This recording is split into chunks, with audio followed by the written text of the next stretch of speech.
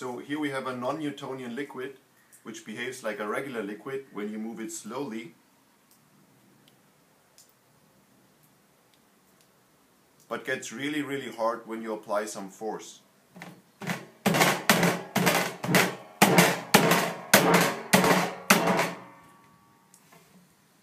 And what you can do with that is you can shape a ball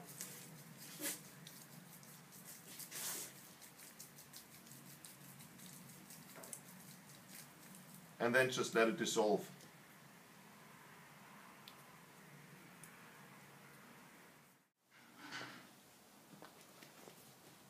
So the real question is, what happens when you blow it up?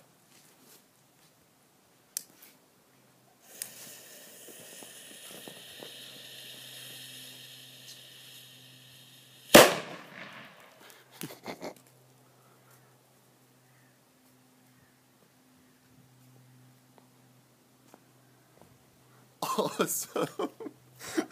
Geil!